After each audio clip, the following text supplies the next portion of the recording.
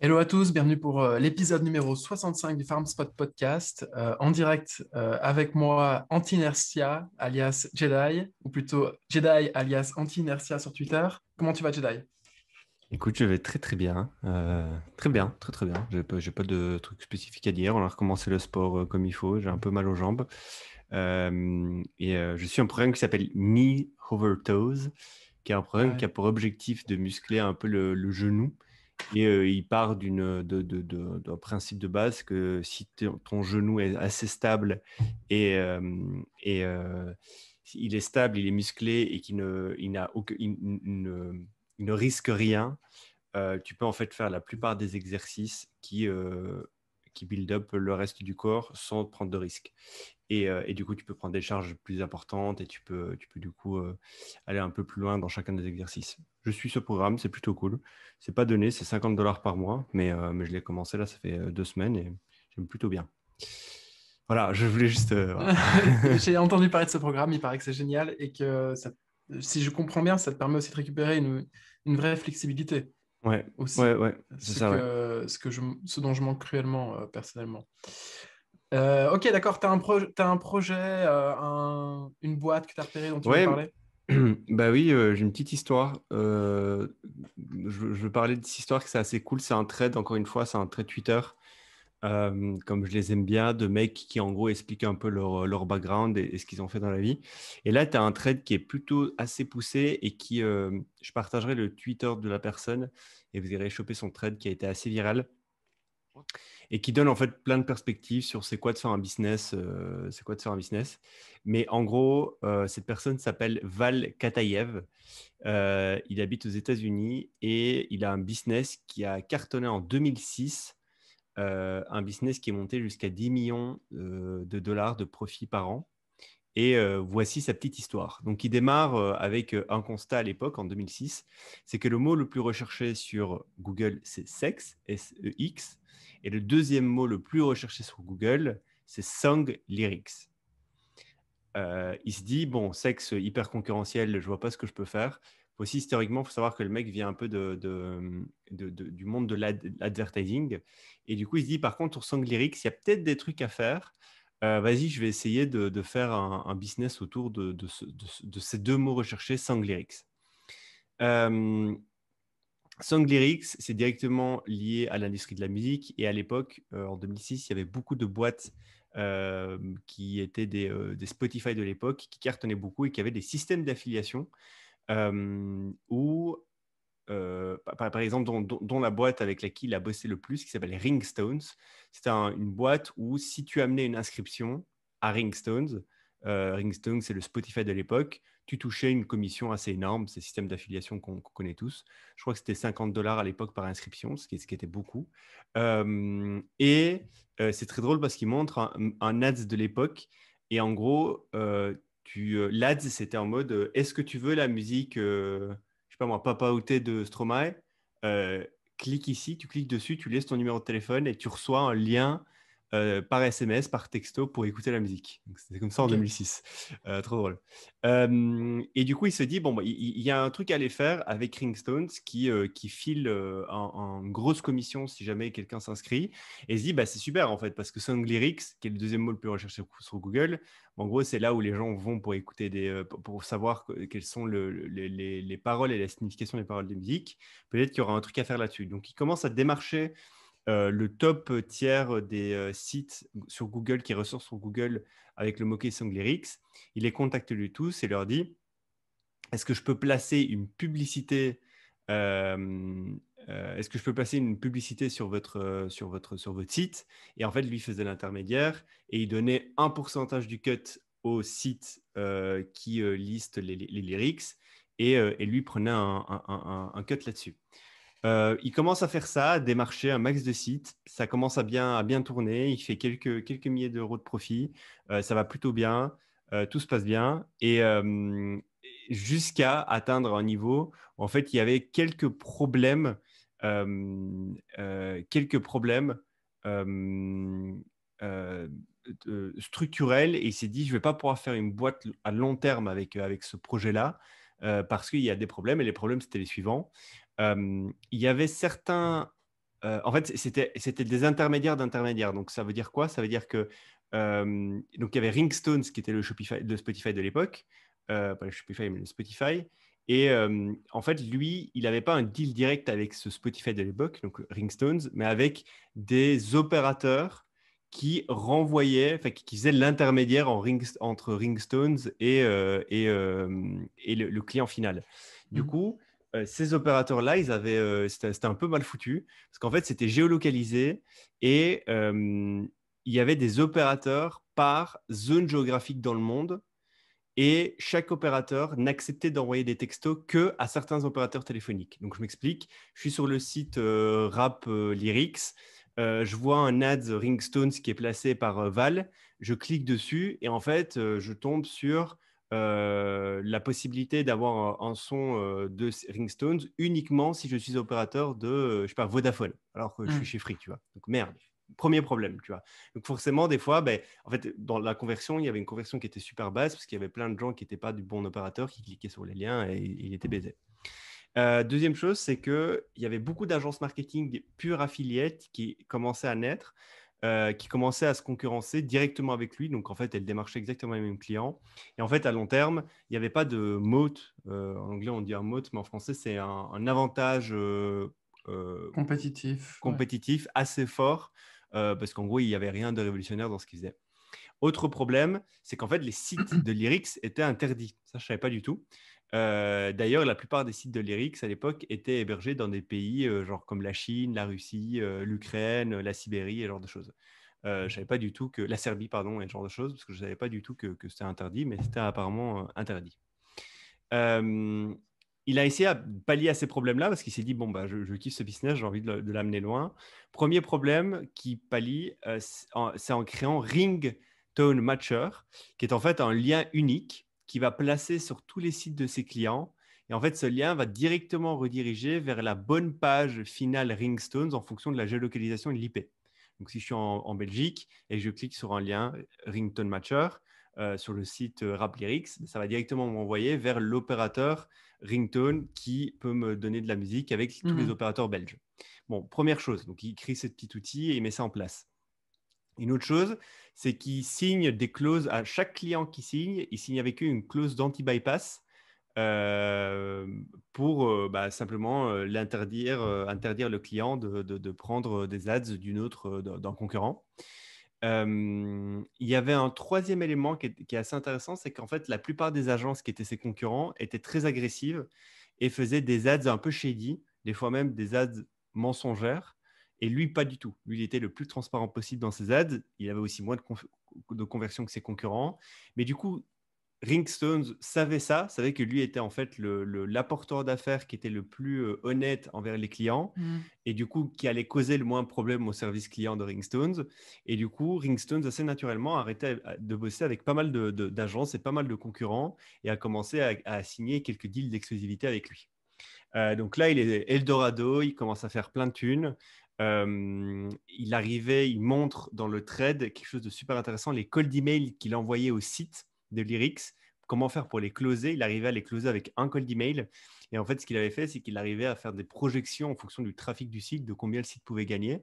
Et Mhm. c'était assez direct. Il lui disait en un email, 4 phrases, voici ce que je fais. Ce mois-ci, je peux mettre 15 000 dollars upfront pour être sur votre site. Et après, je peux vous assurer 150 000 dollars de revenus par mois. C'est oui ou c'est non. Et il avait des replies immédiates. C'était oui. Et en gros, il avait un haut taux de conversion sur ses cold email. Et ça enchaînait, ça enchaînait, ça enchaînait. Et il est monté comme ça à quelques millions de dollars de profit par an.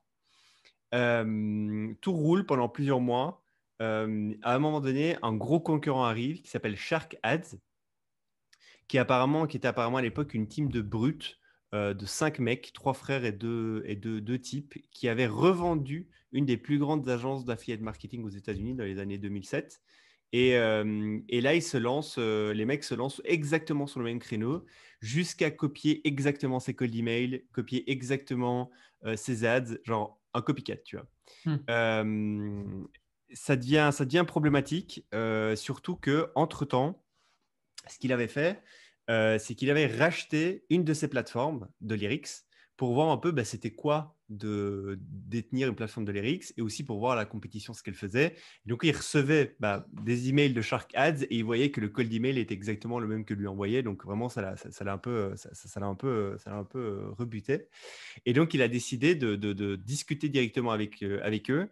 Donc, il a rencontré le CEO à New York et il commence à essayer d'avoir un deal où lui, Val, il avait beaucoup plus de deal flow. Il a dit, écoute, ce qu'on va faire, c'est que tu viens pas sur mes plates-bandes. Par contre, je te renvoie une partie de mon deal flow et on fait un cut de revenus que vous-même vous prenez. Donc, c'est une espèce de sous-traitance de sous-traitance.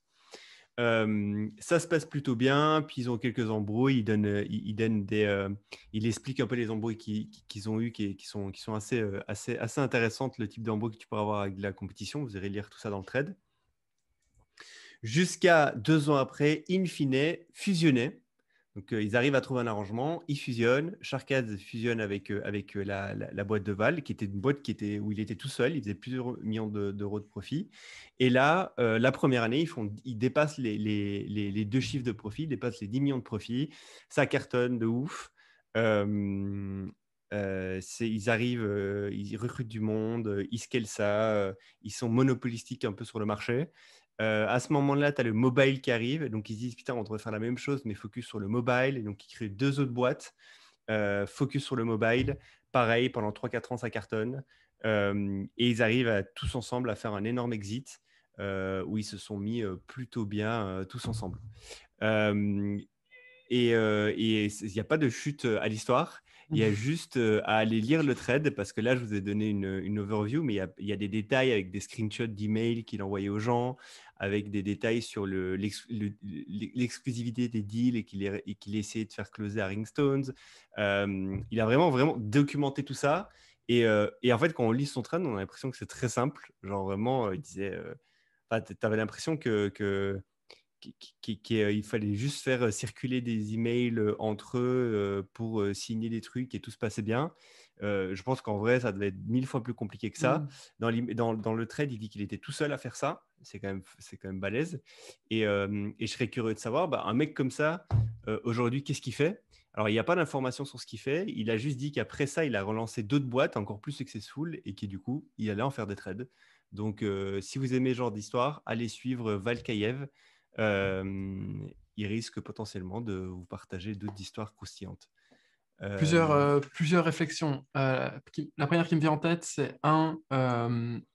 c'est toujours facile, par rapport à ton dernier commentaire, c'est toujours facile de connecter les points en regardant en arrière, mais c'est très difficile de les connecter quand tu les vis en temps réel ou que tu dois les connecter pour le futur. Donc en gros, l'histoire de faire du rétro-storytelling et que ça paraît simple, lisse, logique, ça fonctionne toujours super bien. Tandis qu'à mon avis, comme tu as l'air de le suggérer, et comme c'était probablement le cas quand il le vivait, ça devait être le Capharnaüm.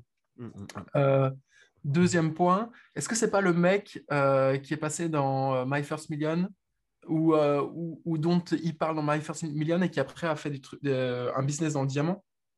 Merde, je sais pas du tout. Pour le coup, je bute là-dessus. Je vais vérifier. Si c'est le cas, je ne savais pas. Enfin, il me semble que j'en ai entendu parler de ce type. Genre, c'est Sam qui en parlait. Il disait, ce type, c'est incroyable. Il a lancé un truc, en effet, dans la musique par rapport aux apps mobiles, etc., très, très, très, très tôt. Et puis ensuite, il a fait, je pense, du e-commerce de diamants ou un truc comme ça. T'as raison, Euh, t'as raison, t'as ouais, raison, t'as raison. Je viens de le regarder. Putain, je savais pas. t'iras l'écouter alors. Ouais. Et puis, du coup, il a fait un business dans les diamants, c'est ça? Il me semble que c'est dans les diamants, mais je suis pas sûr. Et troisième point, j'ai trop envie de creuser là quand tu m'en parles, le business genius.com, tu vois, ce business, enfin, Ouais. c'est ce site web qui liste toutes les musiques et qui est intégré, qui liste toutes les paroles de musique et qui est intégré directement avec Spotify aujourd'hui. Je pense que c'est un super business et je pense que du coup, je ne sais pas si c'est toujours les entrepreneurs, les fondateurs qui own le business ou si maintenant ça a été revendu. Mais du coup, j'irai voir juste après le podcast ce qu'il en est de cette boîte. Ah ouais, effectivement, je vois qu'il a. Je vois qu'il a fait le trade le 4 janvier et que 2 semaines après, il faisait un podcast chez My First Million. Putain, j'avais pas vu. Cool, j'ai écouté, ouais. Parce que du coup, je suis curieux de savoir ce qu'il a fait juste après. Ah non, non, non, attends. Le trade dont je vous parle, il a été fait, il y a 24 heures, 22 heures même. Le trade où il explique tout ce que je viens de vous expliquer avec les screenshots, call email, etc. Donc ça doit être un trade qu'il a dû faire après être passé sur le podcast. Ok, trop cool, trop cool, trop cool. Et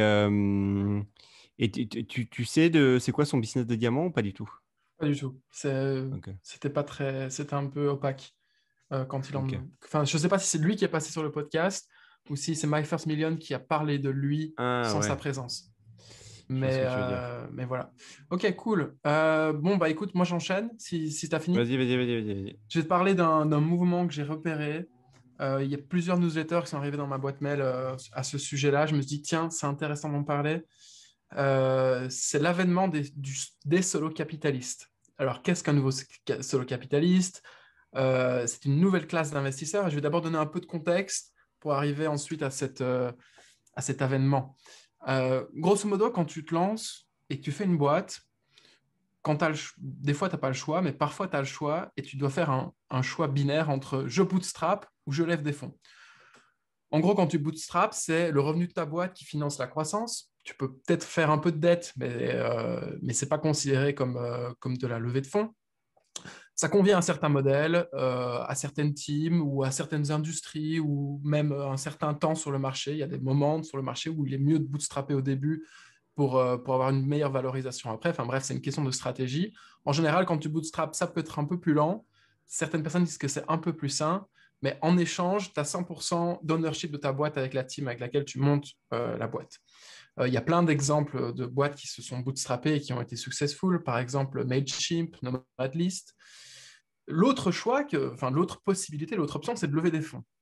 Donc, en échange de parts de ta boîte, des investisseurs te donnent de l'argent pour financer ta croissance, c'est-à-dire aller chercher plus de clients, avoir toutes les ressources techniques en interne, pouvoir résister aux concurrents, pouvoir même se payer tout court, en fait. Donc, en gros, tu mitiges le risque de fail de ta boîte tout en augmentant, en gros, ton stock de munitions pour partir à la guerre. Et grosso modo, quand tu as un business bootstrappé, tu n'as pas beaucoup de munitions et chaque munition que tu tires, elle doit être importante, elle doit être bien réfléchie, tandis que quand tu as des VC qui te back, tu as plus de munitions, tu peux faire plus de tests-erreurs avant de trouver ton product market fit et aller à la fin vers une boîte rentable.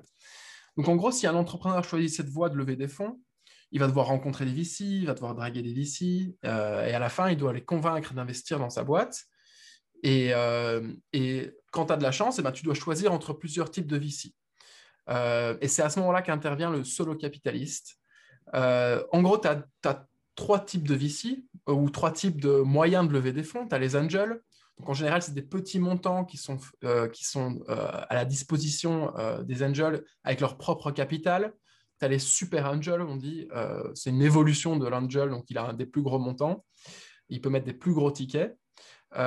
Deuxième option, tu as les fonds. En général, il y a des fonds qui sont généraux, il y a des fonds qui sont spécialisés par industrie, par produit, en fonction de la taille ou de l'évolution de la boîte, parce qu'ils rentrent en seed, en pré-seed, en Series A, etc. Et il y en a même maintenant qui commencent à adopter une autre stratégie de marché où ils apportent vraiment des conseils, de la stratégie, du marketing, pourquoi pas aussi de l'aide pour le recrutement, etc. Donc en gros, il y a plein de types de VC différents. Mais grosso modo, les VC, qu'est-ce qu'ils font? Ils vont chercher de l'argent auprès d'autres personnes et ils l'investissent pour eux. Et là, tu as une troisième catégorie, celle dont je veux parler, qu'on appelle les solo-capitalistes. Alors, on connaît tous, enfin, en tout cas, toi et moi, on le connaît tous les deux, c'est Elad Gil. C'est l'auteur de High Growth Handbook. Donc, c'est un ex-GAFAM qui a fait des boîtes et qui a, depuis 2 ans, je pense, levé à titre privé beaucoup d'argent pour l'investir dans les startups. Alors, comment ça se passe? C'est quoi un solo capitaliste? En général, c'est un seul mec qui est décideur dans le fond. En général, c'est une team de une ou deux personnes. Donc, on voit qu'il y a une structure, comparé au VC traditionnel, il y a une structure qui est simple, qui est donc plus rapide, plus agile. Et quand tu es dans un contexte concurrentiel où tu dois être rapide pour saisir des deals et investir, ça peut être très utile. En général, la marque du fonds d'un solo capitaliste, elle se superpose, elle se confond parfaitement avec la marque de l'individu. Donc en gros, c'est l'individu qui, grâce à son personal branding, reçoit du deal flow et donc a accès à des deals potentiels.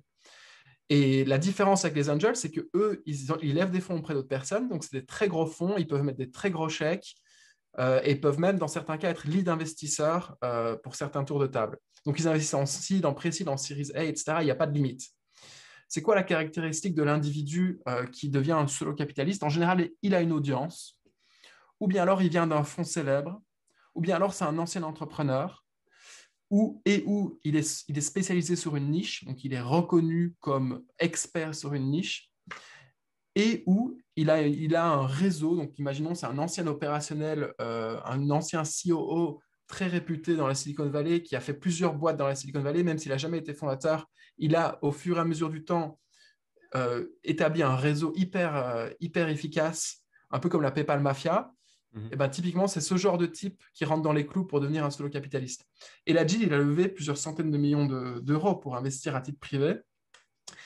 Et je trouvais ça super intéressant de voir cette dynamique, de voir en fait que vu qu'il y a énormément d'argent disponible à l'investissement, surtout en ce moment, il y a de plus en plus d'individus qui disent, OK, j'ai un knowledge, j'ai une audience, pourquoi est-ce que je n'irais pas lever des fonds pour pouvoir, moi, tout seul ou avec mon meilleur pote, investir cet argent à la place des gens. Du coup, il y a des deals qui sont probablement favorables par rapport au VC. Il y a probablement moins d'inertie et il y a probablement beaucoup plus d'efficacité. Donc, je trouve ça intéressant. Euh, Peut-être qu'on peut un peu faire du Ouais. ping-pong pour spéculer sur la tendance. Mais il y en a plusieurs de Euh, solo capitalistes. Je pense que Ryan Hoover est solo capitaliste, je pense. Il y a le mec Harry Stabbing, non? Stabbing ou Stabbing, je pense Non, il Stubbings, rentre lui, un peu dans ça. cette catégorie, d'après ce que j'ai lu.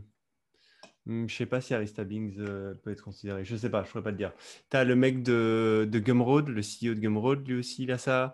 T'as Pompliano, Ouais, le mec qui a le podcast sur la crypto et surtout le Bitcoin.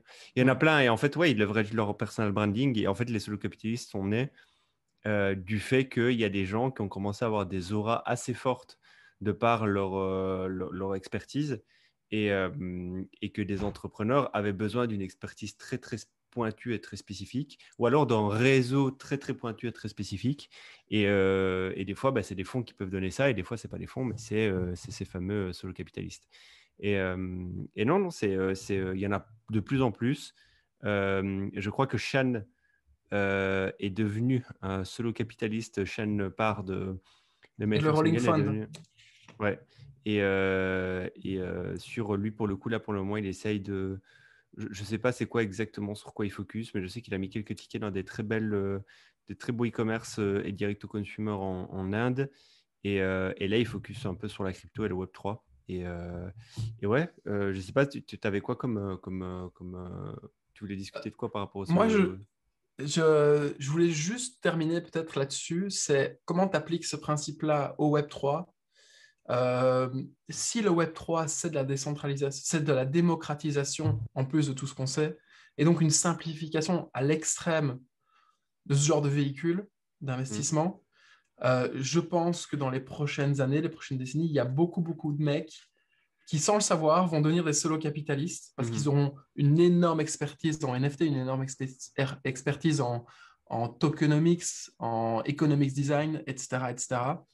Et tout ça va se faire on-chain probablement. Je sais bien par exemple qu'il y a un vieux projet, enfin un projet qui date de 2018, qui s'appelait Melon, aujourd'hui qui s'appelle Enzyme, qui permet de créer vraiment des mini-fonds Il y a avec une... Syndicate, par exemple. Ah ouais, c'est Syndicate aussi, voilà, par exemple.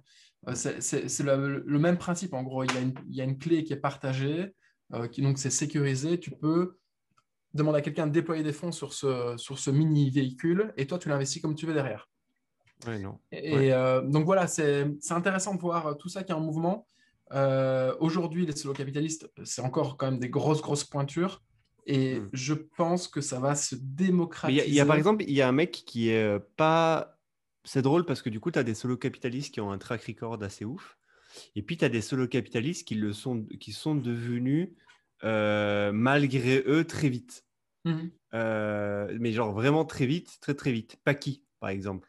Paki, Je sais qui pas est qui le c'est. mec. Paki, c'est le mec qui écrit la newsletter. Je vais te dire ça de suite. Je ne sais pas si c'est la newsletter de Généraliste. Je pense pas. Ça, c'est un autre mec. Mais Paki, par exemple, je vais essayer de te le retrouver. Évidemment, je ne le retrouve pas immédiatement. C'est pas grave. Bon, en gros, c'est un mec, pareil, il est newsletter sur Substack. Ça fait 3 ans. Il a pas, genre, il n'était pas ultra méga connu avant. Ah voilà, Paki McCormick. C'est le mec qui fait la newsletter noteboring.com.co. Ok. Je me suis basé sur Noteboring pour faire plein d'épisodes ici. Et à chaque fois, je vous mettais le lien, typiquement l'analyse de Tiger Global, tu vois. C'est sur ces newsletters-là. Bon, le mec, il était inconnu au bataillon il y a quelques années. Et en fait, il a commencé à écrire. Il écrit plutôt très bien. Il a commencé à avoir une énorme audience qui le lisait. Et aujourd'hui, il est devenu solo-capitaliste. Donc, il a réussi à faire un rolling fund dans lequel il investit dans plein de boîtes. Il est même devenu advisor sur le sujet Web3 de Andreessen Horowitz. Si je me demande, c'est drôle parce que Paki, je me souviens, il y a 2 ans, il demandait c'était quoi le Web3, tu vois. Et en moins de 2 ans, ça a été très très vite.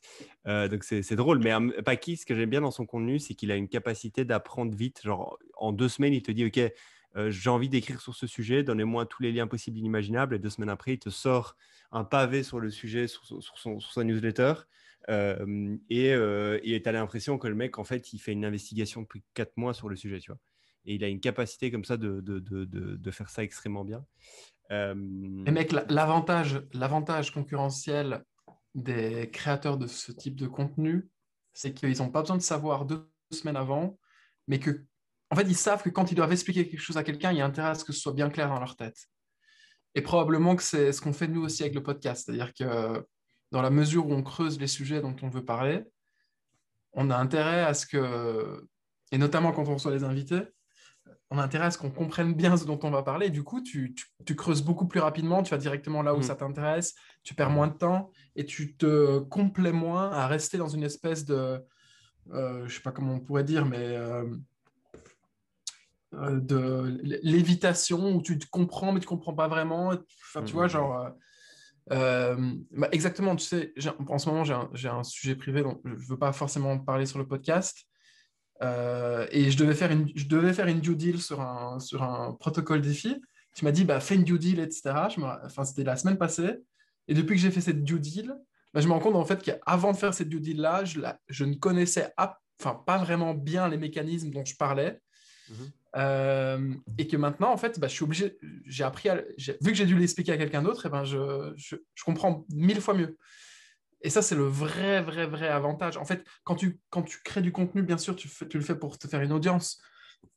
Mais le vrai avantage, quand tu crées quand tu crées du contenu et que ton audience, elle grimpe pas, même si elle grimpe pas hyper vite, ton audience en parallèle, bah, dans le pire des cas, au passage, tu chopes plein de knowledge.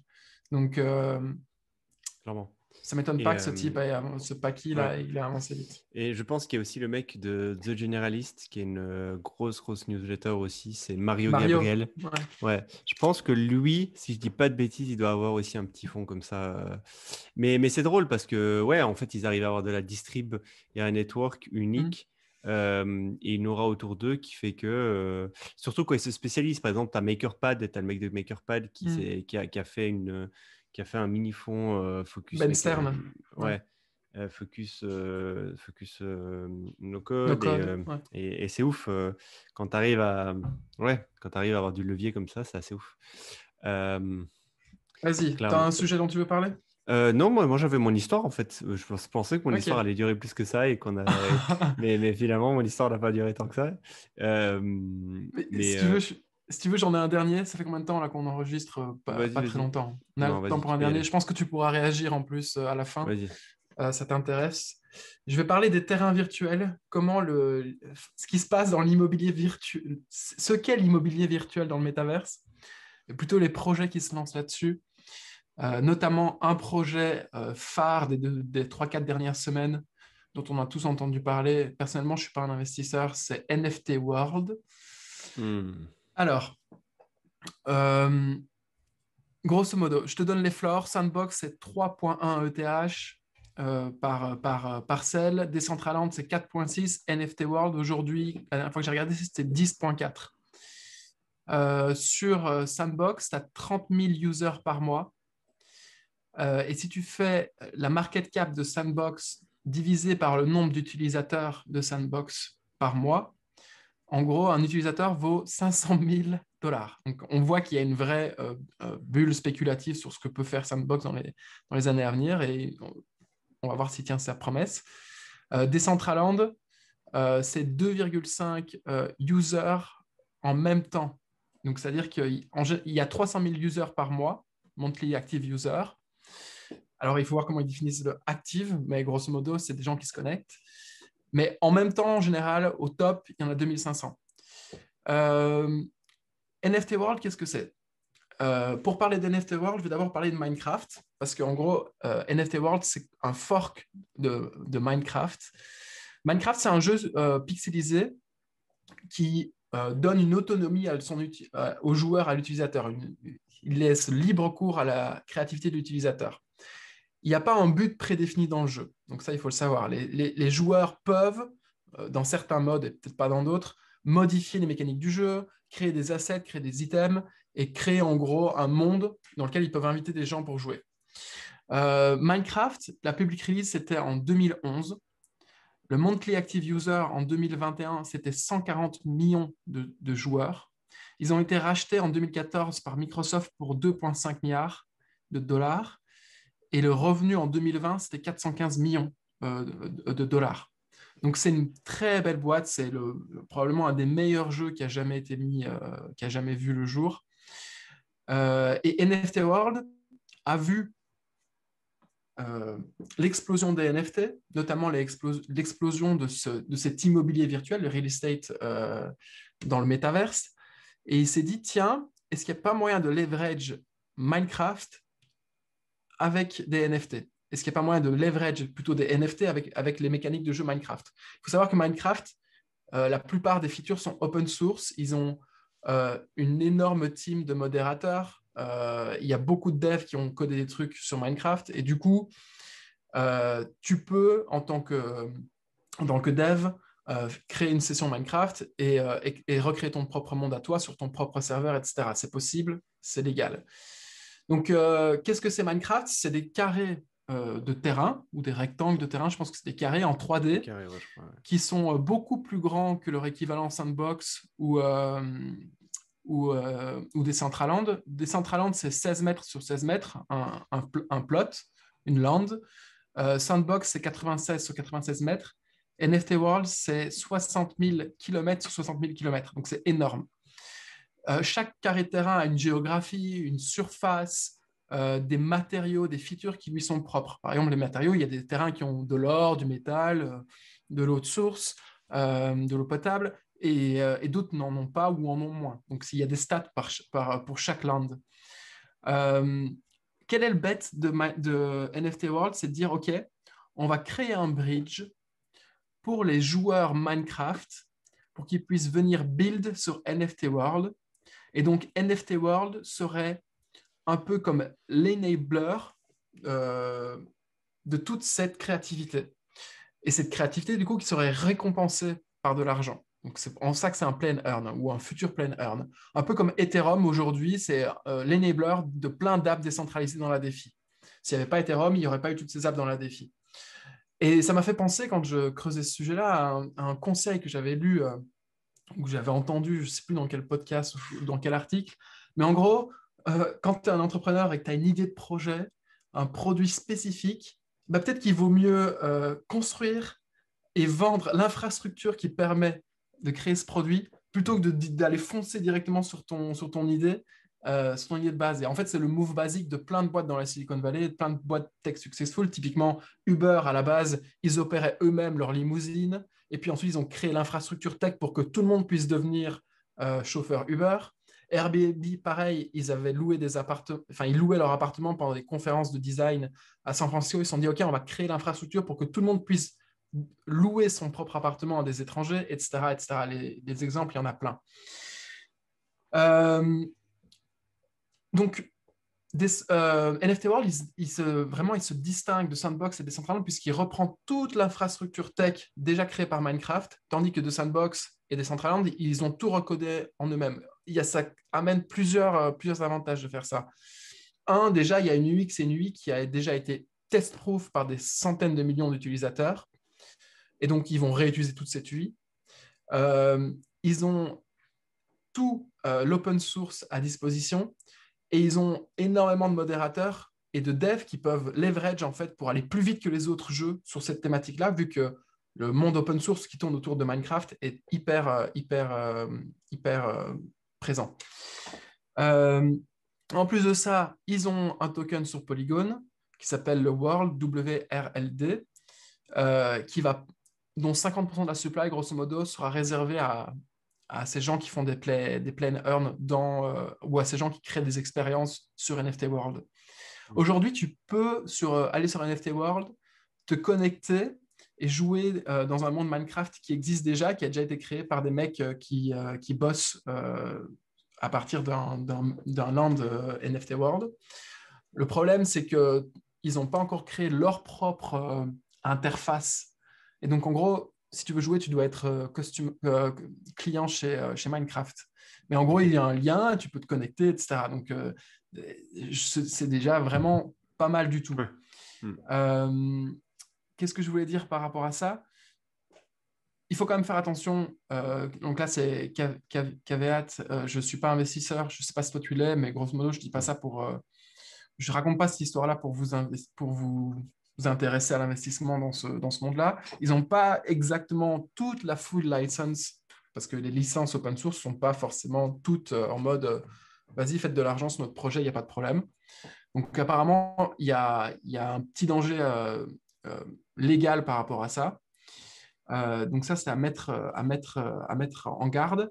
Je sais bien qu'il y a plein de collections PFP, notamment Artefact, qui veulent build un monde sur ce projet NFT. Et grosso modo, les deux points que je retire, c'est quand tu fais ce genre de projet et que tu veux devenir un enabler, il faut tout mettre en place pour qu'il y ait le moins de friction possible.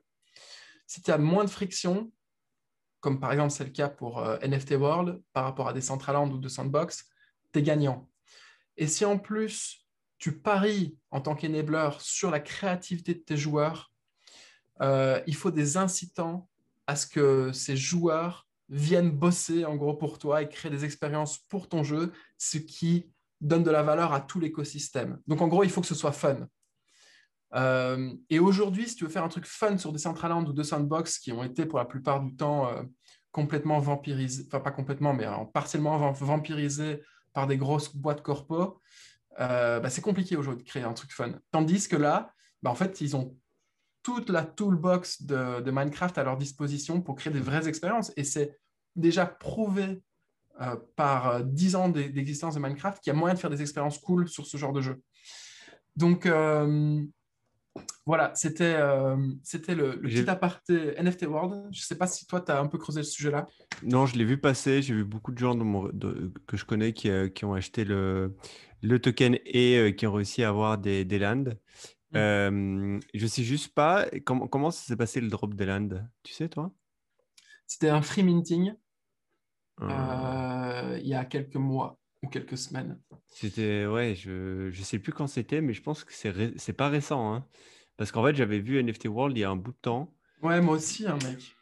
Et c'était Il un était à truc. 0.1 ETH, il n'y a pas longtemps, il y a Oh pas longtemps, il y a putain. quelques mois, il y a une éternité en crypto sur OpenSea. Oh là Donc, là, dinguerie. ça Et fait donc, mal. c'est quand ils ont fait l'annonce, je suppose que ça a explosé. Quand ils ont fait l'annonce qu'en fait, c'était un peu plus concret que ce qu'il y avait Que juste sur le des papier, maps quoi. bizarres. Ouais, ouais. Ouais, leur compte Twitter a été créé en septembre 2021. Ah, quand même. Ok. Euh, Attends, euh, septembre 2021, ok, d'accord, c'est il y a même pas 6 mois, quoi. Donc, ouais. ok, d'accord. Non, non, c'est. Et c'est qui la team derrière, tu sais? Alors, le dev principal, c'est arcdev.eth sur Twitter. J'aime pas trop sa description Twitter, en tout cas celle que j'ai remarquée il y a quelques semaines, je sais pas si c'est toujours la même. C'est en mode multi-serial founder exit, je sais pas Multi-exit quoi. startup founder, ouais. Ouais. Multi-exit startup founder, ouais. Mais Euh, alors, bon point par contre pour cette team-là, c'est que lui, il a affiché son visage dans un podcast. Donc en gros, hmm, c'est pas si jamais il fait un rug and pull ou si jamais le projet foire, ça va être collé sur son front. Et ça, c'est un bon ouais, critère en général. ouais, clairement. Clairement. Putain, fait chier d'avoir loupé ça. Ouais. C'est Bon, dommage, ouais, c'est il y en a tous les dommage. jours. Moi, il y en a tous les jours, mais comme tu dis. D'ailleurs, il y a celui de hier. Et celui d'hier qui était super cool d'ailleurs. Si un jour tu veux en parler, c'était vraiment très très chouette. J'en Euh, parlerai dans le prochain épisode si je décide d'acheter d'ici là. Là, c'est quoi le floor? C'est 0,02. Donc tu vois, 0,2? ouais, il est descendu, ouais. Ah, J'ai revendu à 0,45. Et tout? non, Ou non, seulement non, une partie? juste un pour rembourser en fait ma mise et les autres, je les ai stake. Tu peux les stake pour voter pour le prochain Beau. épisode. Et la question que je me pose, c'est une fois que ça a un stake, qu'est-ce qui se passe? Parce que là, tu peux pas un stake, en fait, tu as un stake quand le vote est passé. Qu'est-ce qui se passe quand c'est un stake? Du coup, ton truc, il vaut plus rien. Tu vois? Parce que, en fait, du coup, ils vont dropper d'autres NFT pour les prochains chapitres. Donc, je me dis, celui-là, il va valoir rien du tout. Donc, je sais pas, je me pose des questions là-dessus, tu vois. Je sais pas, ça a Euh, peut-être une valeur symbolique du ou premier, peut-être je que sais tu rien. pourras minter le deuxième que si tu avais le premier ou une connerie pareil, tu vois. Ça pourrait être. Tu vois? Je sais pas, j'en sais rien. Hmm. Euh, mais Mais en tout ouais, cas, un les jeu. graphiques de ce projet-là Ouais, sont ouais, magnifiques. Vraiment, grave, c'est la première fois grave. que je vois un truc comme ça en crypto. C'est pas du tout. On parle pas là. On en parlera la semaine prochaine, mais c'est pas un projet PFP classique. Hmm. C'est un projet C'est un vrai un de projet artistique film. qui est bien Ouais. fait, quoi. Ouais, Ouais. c'est un vrai truc pour le coup. C'est pour ça que quand tu me l'as envoyé, je me suis dit, ok, je mine direct ça. Parce que c'est qualitat. Et t'as vu passer ça où? J'ai vu passer ça dans un groupe. Ils en parlaient. Ils disaient, notamment des gens un petit peu pessimistes, disaient que c'est typiquement le genre de projet qui va se faire attaquer en justice par cette espèce de fédération des films d'Hollywood, etc. Je sais pas, apparemment, il faut pas avoir beaucoup de, beaucoup de bons arguments pour pouvoir se faire assigner en justice sur ce genre de projet. Et donc, peut-être bien que ce genre de truc qui pourrait coincer d'un point de vue légal, mais je suppose que j'ai vu qu'il y avait pas mal de DAO qui sont intéressés par ce projet-là, des Mhm. DAO qualitatives, et du coup, peut-être qu'ils ont déjà des liens avec Hollywood, etc., pour que ça passe tranquille. Mhm, mhm, mhm. Bon, c'est du FUD, enfin, c'est pas du FUD, mais c'est une mise en garde Ouais, non, que j'ai reçue. mais c'est bien que c'est qu'il y en ait, quoi. Cool. Et moi, je lui tiendrai au courant si le NFT proof, le grail que Ah j'ai oui, minté est tu n'en sais bien toujours Tim pas? Ferriss. On sait toujours pas. Et en plus, ce qui est con, c'est que sur le Discord, donc moi, j'ai minté le numéro 17. Et il y en a d'autres qui n'ont pas lu l'historique des messages et tout. Et du coup, ils se disent, ah, c'est bon, Tim Ferriss, c'est le 16. Et il y en a là maintenant, j'ai vu ce matin, qui regrettent en mode putain, j'aurais dû lire la théorie que comme quoi c'est potentiellement le 17. Ah. Donc, à voir. Mais je suis tout excité et c'est fou comme un projet peut exciter. Enfin, c'est dingue. Mais je vous tiendrai au courant. Cool. Moi, j'ai rien d'autre à dire. N'hésitez pas à venir nous. Toi, tu as quelque chose à dire? Non, venez nous follow sur Venez. TikTok. Ouais. Sur TikTok, on C'est fait trop des. marrant, allez, franchement, il faut.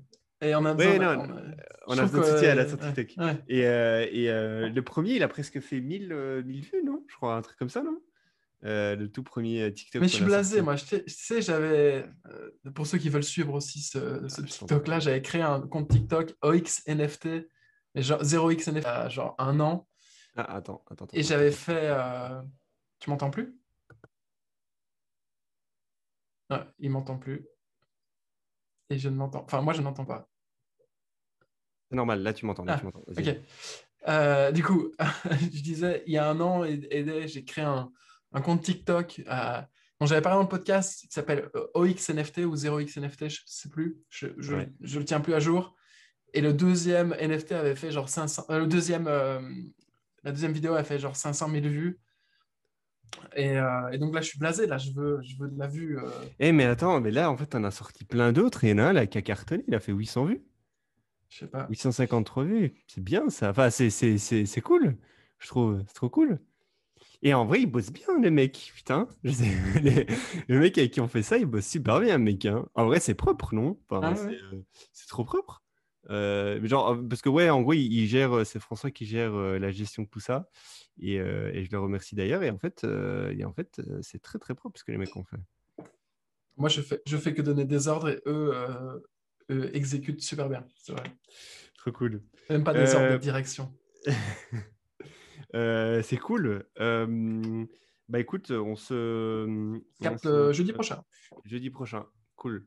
Bah donc, coup, allez lâcher 5 étoiles sur Apple Podcast, la petite alarme sur Spotify. Vous pouvez apparemment maintenant aussi commenter sur Spotify. J'ai vu ça, j'ai Ah vu bon. passer ça, donc n'hésitez pas si vous voyez la feature. Et nous suivre tous les deux sur Twitter. On met nos handles dans la description. Et bien évidemment, nous suivre sur TikTok. Bonne journée à toi. Bonne fin Toi de journée. aussi. Ciao. Ciao, ciao.